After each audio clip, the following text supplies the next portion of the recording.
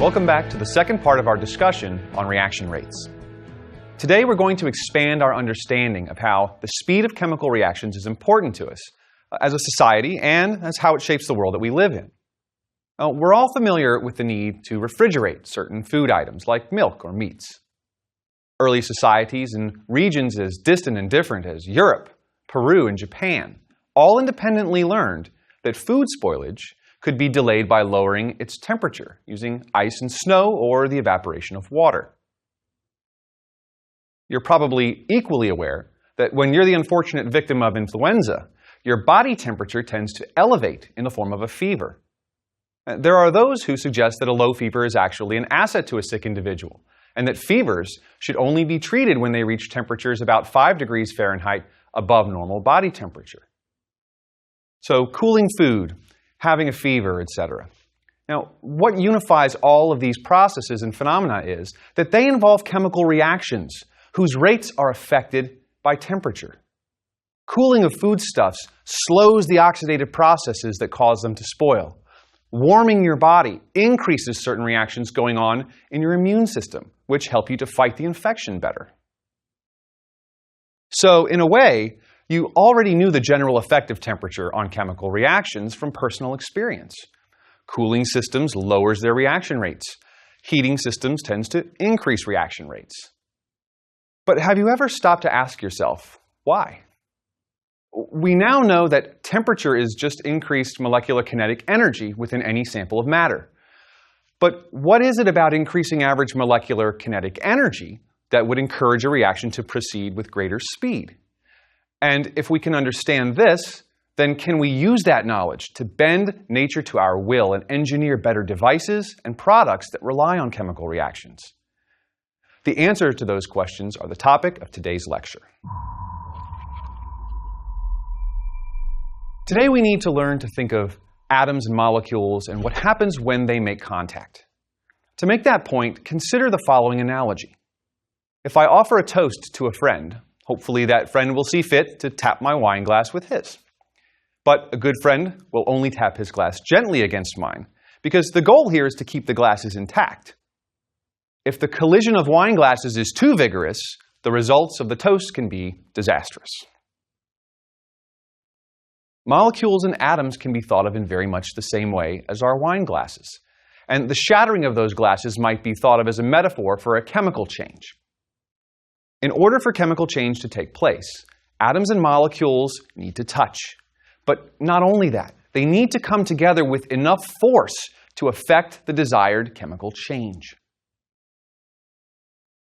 As the 20th century got underway, some of the heavyweights of physical chemistry, including future Nobel laureates like Van 't Hoff and Arrhenius, were hard at work trying to piece together the code of how chemical change takes place. Of course, by then, the nature of atoms and chemical bonds were fairly well pieced together. Yet there was still an elusive question of exactly how one chemical substance changed into another. What exactly was the process involved? We're going to see very soon that one of the more critical tools for figuring out this puzzle is the careful measurement of reaction rates. But first, let's think about exactly why it is that temperature affects a reaction. How does a chemical reaction take place? Well, clearly, if atomic theory is correct, then those atoms and molecules which will react with one another must come into contact. No contact, no reaction. Just like our wine glasses example, contact is critical, but it isn't necessarily enough. The contact has to happen with enough energy, or the reactants will simply bounce off of one another and go on their way unaltered. Chemists call this necessary energy to initiate chemical change a reaction's activation energy. And knowing the activation energy for a process is instrumental in designing chemical synthesis and modeling chemical reactions in ways that make our lives better. So clearly, we want to be able to measure and understand this critical parameter for any reaction that might be of interest. To convert a material into a lower energy state first requires that we input some energy to initiate the process. We can show this concept graphically using what's called a reaction coordinate diagram.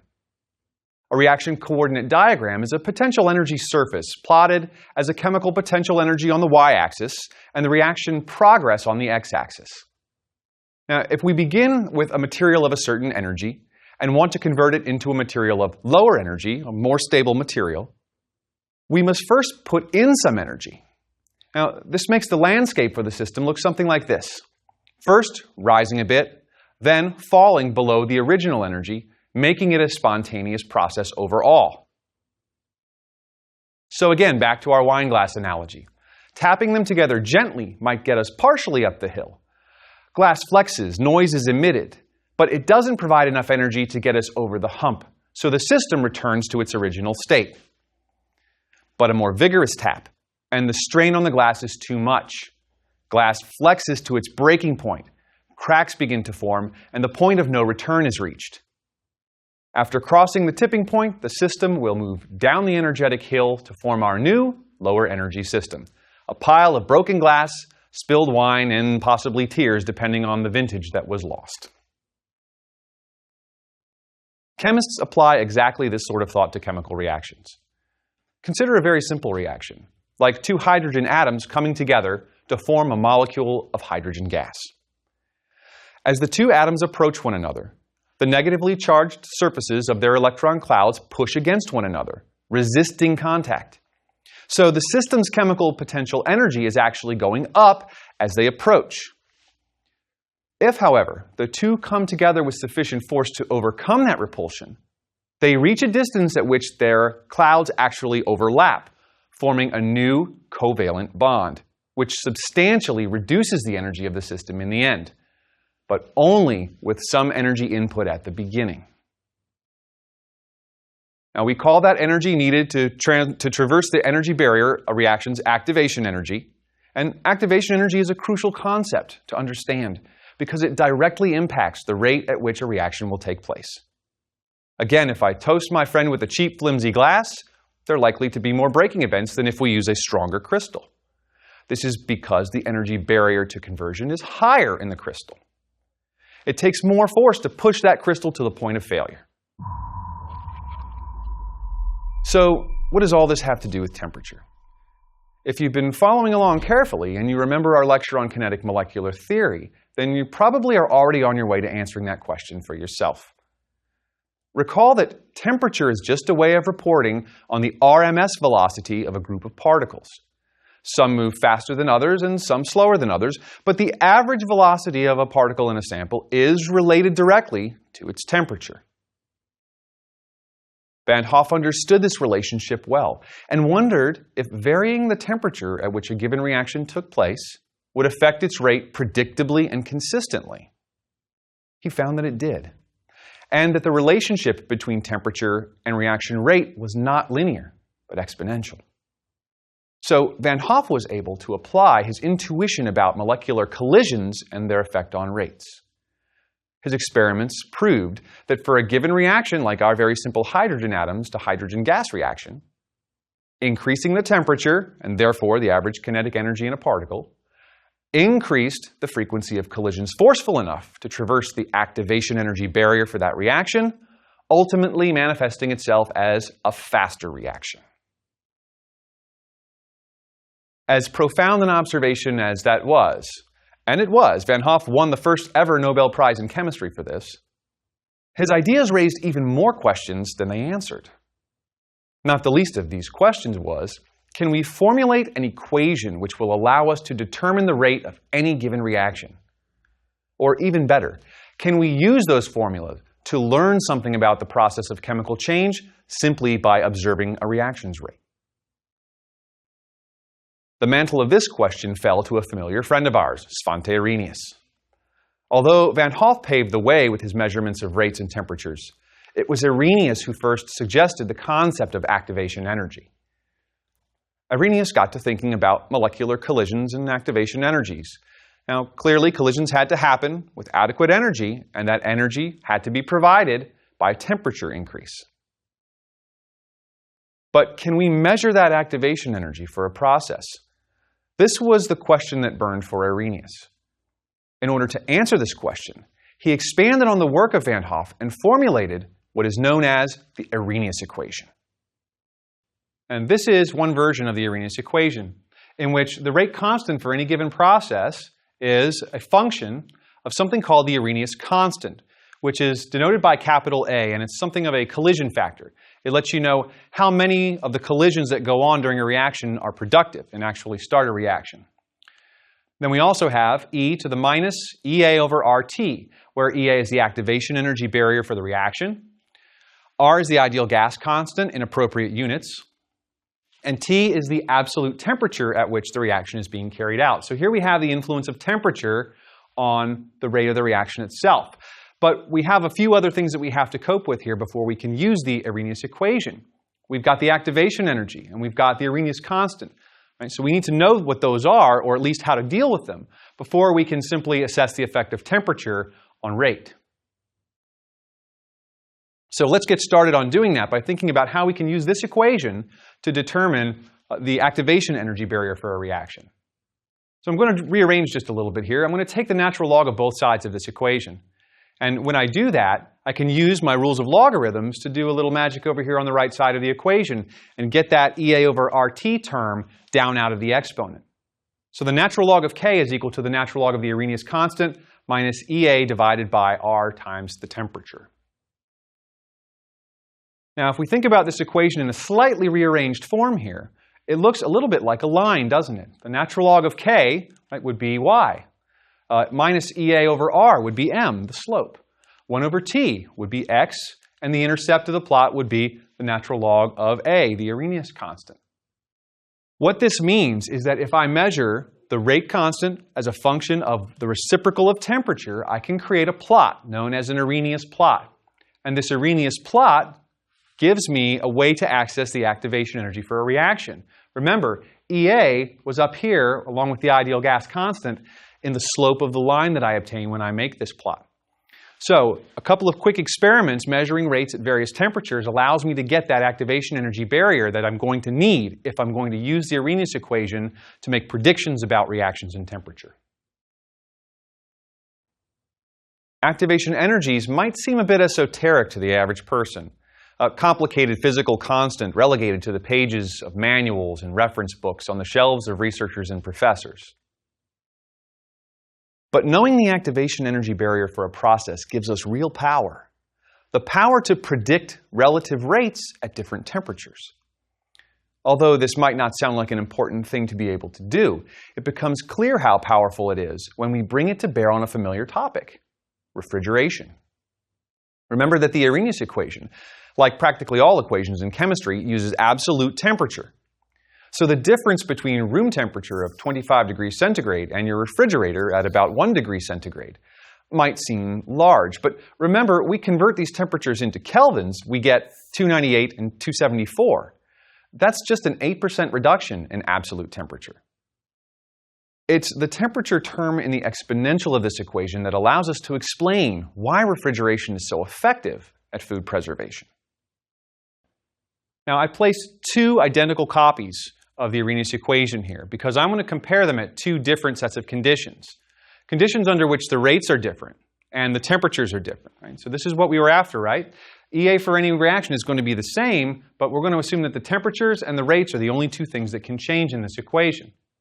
So if these equalities hold, that means I can place one equation over the other to create a new equality, one which compares the rate constants at the two different temperatures, K1 over K2. That's nice, that's convenient. What's even more convenient about this is that it eliminates the Arrhenius constant. I don't have to worry about that anymore as long as I can comfortably make the assumption that the Arrhenius constant is the same. And after all, these are the same reaction going on, just at different temperatures. So that leaves me with this equality that you see here. Now let's take the log of both sides to simplify things a little bit. My rules of exponents allow me to create this expression, which I can further simplify, telling me that the natural log of K1 over K2 is equal to this expression here, minus EA over RT1 plus EA over RT2. And again, just a little bit of quick rearrangement to make things a little bit cleaner gives me this equality. So I'm going to take that instead of the equality in the center here, and that is going to be the equation I'll use. It relates the relative rates of a reaction at two different temperatures based upon the activation energy barrier, but not the Arrhenius constant. So this simplifies things dramatically. One less experiment I have to do before I get my answer. Now we're going to apply this, use this equation to answer a question. The activation energy barrier for many of the oxidation reactions that involve food spoilage is somewhere around 100 kilojoules per mole. So we're going to estimate the relative rates of food spoilage at room temperature and at the temperature that you might have set in your refrigerator. I'm going with 274 Kelvin, which is just a couple degrees centigrade, probably right around where you would expect to find your refrigerator set. Again, our equation is the natural log of K1 over K2 is equal to EA over R times 1 over T2 minus 1 over T1. It is so very, very important that you keep track of these subscripts. Any change in those is going to cause a change in the sign of your answer. So log K1 over K2, in this case, would be 100 kilojoules per mole. That's the rate or the activation energy barrier that I'm given in my problem. The ideal gas constant, I'm going to use units of joules per mole Kelvin. And my temperatures, in this case, 1 over T2, 1 over 274 Kelvin, and 1 over T1, 298 Kelvin. So when I solve this, because T1 is 298, I'm going to get the ratio of the higher temperature reaction to the lower temperature reaction. So let's do our analysis and make sure we're going to get the right answer here. Moles naturally will cancel. Now, 1 over kelvins minus 1 over kelvins is still 1 over kelvins, but we also have a 1 over kelvins in a denominator. So actually, all three of those units will eventually cancel, which is great. But we do have one problem left, don't we? I have neglected the energy term here, right? My kilojoules on the numerator and joules in the denominator are not going to cancel, and I will not get a unitless ratio like I expect. So I've got some work to do still. Let's take that 100 kilojoules per mole, which is 10 to the 2, and convert it into joules. So that's a factor of 3 orders of magnitude difference. So that's 10 to the 5th joules per mole. Now my unit analysis shows that I'll get the correct answer, a totally unitless ratio. That unitless ratio is 3.5. That's not a very exciting number. It looks pretty small. But remember that we're not done yet. This is the natural log of the ratio.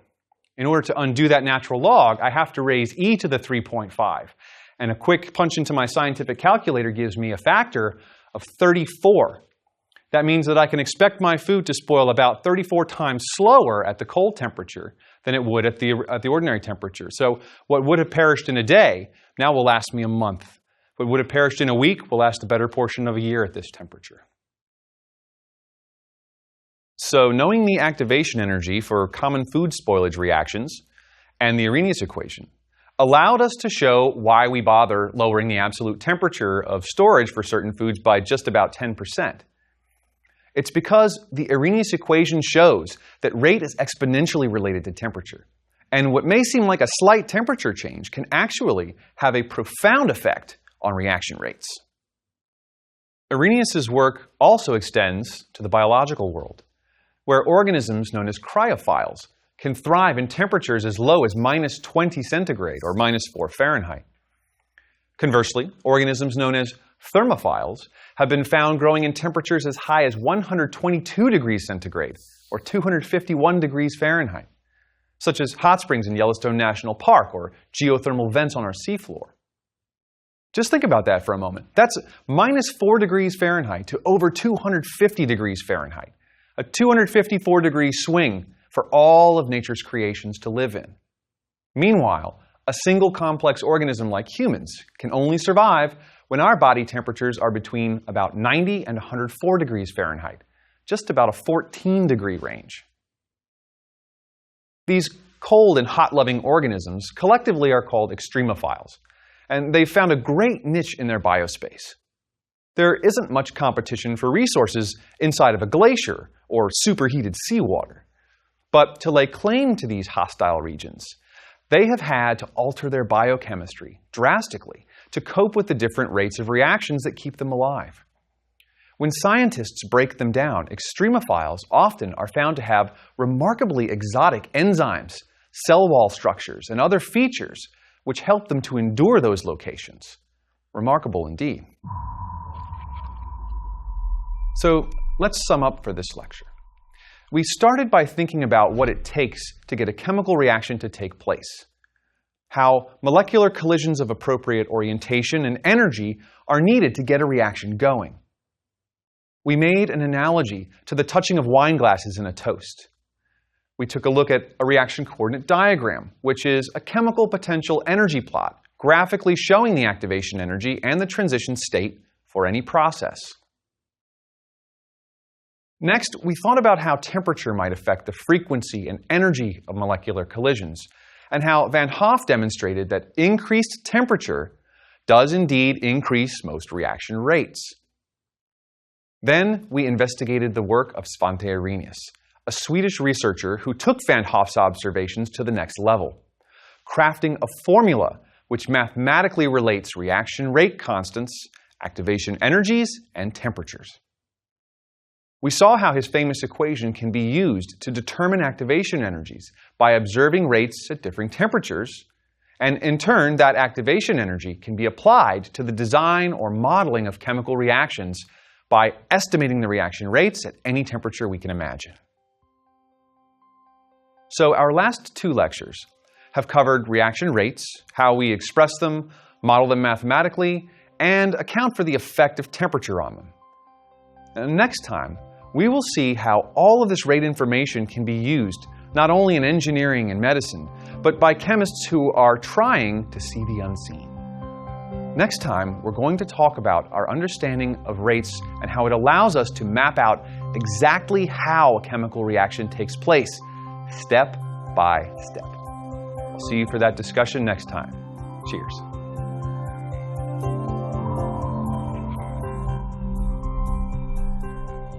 Over the past few lectures, we've covered quite a bit about chemical kinetics, reaction rates, and how those are affected by things like concentration and temperature.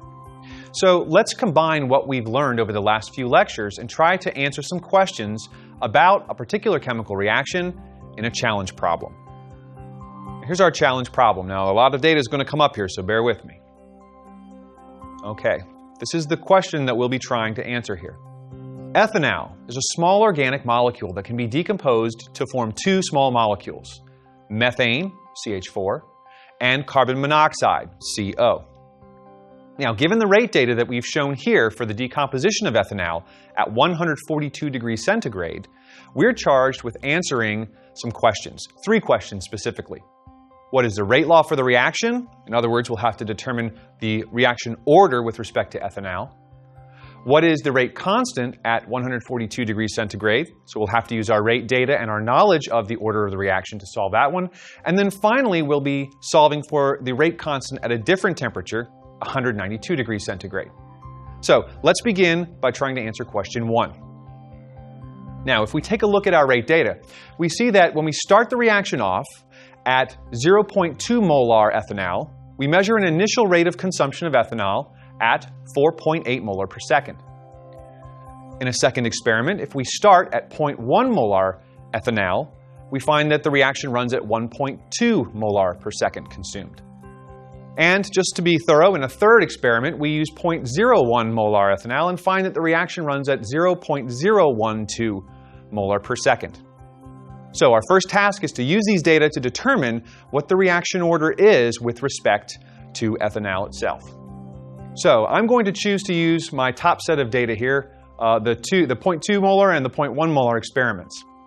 Now, when I compare these, what I see is that when I have a double concentration, meaning I've gone from 0.1 to 0.2 molar ethanol, I see that the rate has quadrupled. It's gone up by a factor of 4, right? 4.8 over 1.2 molar per second.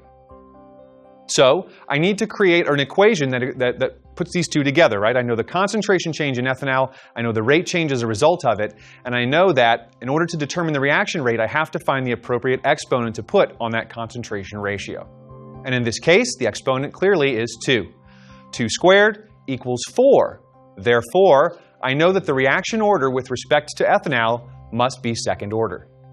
Now, furthermore, I know that ethanol is the only reactant in this process because it's a decomposition. So I can go further and actually determine the entire rate law for the equation based upon what I've discovered here, and that is that the rate is equal to some constant K times the concentration of ethanol squared because it's second order in ethanol. So that takes care of question 1. We've got our answer. Now, it's also worth noting in this case that we could use any 2 lines of data from our data set. For example, here I've used the bottom 2 lines of data to get the same answer, 10 squared equals 100. Or, again, we could use, say, the top and bottom lines, get 20 squared equals to 400. In all cases, I will always determine that my reaction is second order with respect to ethanol, hence the rate law being what it is. Now let's move on and think about that second question. What is the rate constant for the reaction at 142 degrees centigrade where we actually collected the rate data? Now, to get that answer, we're going to use the rate law that we just determined. Remember, the rate law contains a constant k, but I haven't solved for the value of k yet, and that's what we're being asked for in this question. What is that rate constant? But fortunately for us, we've got all these rate data over here that we can use to determine that constant. So I can choose, again, any one of those lines that I like and use the rate law, and I should get the same answer. That's why we call it a rate constant. So let's do that. Let's rearrange the equation slightly, bringing our concentration of ethanol over underneath of rate. So now I know the rate divided by the concentration of ethanol squared should be equal to the constant for the reaction. Let's use some data. I'll use the top line. The top line of data tell me that I have 4.8 molar per second reaction rate when I have a concentration of 0.2 molar of ethanol. And of course, I square that because of my equation, and I can get a value for K. In this case, my value will be in units of seconds, or per seconds, per molar, right? Or S to the minus 1, molar to the minus 1.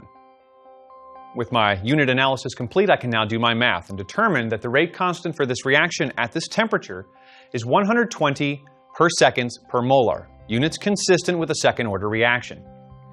It's also worth mentioning that although I chose to use the data from line 1 in my experiment, that because this is a constant that we're calculating, we should be able to use any one of those lines from our data set and get the same result, 120 per second per molar. So we've answered the next question. What is the rate constant at this temperature, 142 degrees centigrade? Now it's time to move on and consider the third question. The third question is, what is the rate constant for the reaction at 192 degrees centigrade? So we've increased the temperature by 50 degrees. Let's see how that would affect the overall rate. Now to do this, we're going to have to use our modified Arrhenius equation, which has a number of variables. So let's go through them now one by one. The activation energy, of course, we're given. We need this to solve this part of the equation. 174 kilojoules per mole. R is the ideal gas constant, 8.314 joules per mole Kelvin. We can find this in a table. Now we have to define whether K1 and K2 will be our cold or hot temperature reactions respectively. I'm going to set K1 as my unknown. So K1 corresponds to the rate constant at 192 degrees centigrade, the one that I'm trying to solve for, which of course would make K2 120 per second per molar, the constant we just calculated at 142 degrees centigrade. And finally, of course, the temperatures have to be included in this calculation. 192 degrees C for T1, because that's my new rate constant, and 142 degrees centigrade for T2, because I've made K2 my old rate constant. But we've got some issues here with units, don't we? Right? Several things. First of all, we've got our temperatures in degrees centigrade, and when it comes to chemical kinetics, that's a big no-no. We have to use absolute temperature in these calculations, which means I have to add 273 to each of these temperatures to convert them into kelvins. So my original temperature is 415 kelvins, and my final temperature, or my second temperature, is 465 kelvins. With these numbers, I'll get the correct answer. With these numbers, I will not. So this is a crucial change to have to make. Now, similarly, you might notice that my activation energy was reported to me in kilojoules per mole, while we typically see the ideal gas constant written as joules per mole Kelvin. So my energy units don't match. I'm going to correct for this right now by converting my activation energy from kilojoules per mole into joules per mole by multiplying through by 1,000. Now I have all of the proper units that I need to make this equation work for me. So let's do that. So the natural log of K1 over K2 is equal to my activation energy in joules per mole divided by the ideal gas constant in joules per mole Kelvin times my temperatures, right? 1 over 415 Kelvin because I've defined that as T2, and 1 over 465 Kelvin because I've defined that as T1. Very important to keep track of these relative to those rate constants as we've defined them on the other side of the equation. My unit analysis, joules cancel, moles cancel, kelvins cancel as well. This will give me a dimensionless number, which is exactly what I expect for the result of a logarithm. And that result is 5.42. But remember, this is the result of the logarithm, so this is not the ratio of rates. This is a big gotcha on problems like these, is to reach this point and say, Eureka, I've got it, it's 5.42 times faster. When in fact, that's not true. Remember, we have to raise e to an exponent of this power to undo the logarithm and get the actual ratio. In this case, we can determine that our new reaction at this temperature, 192 degrees, is actually 226-fold faster, meaning it has a rate constant of 27,120 per second per molar. This is the answer to the third question. What is the rate constant for the reaction at 192 degrees centigrade? So we've completed our problem, we've answered all 3 questions correctly, and we're done for the day.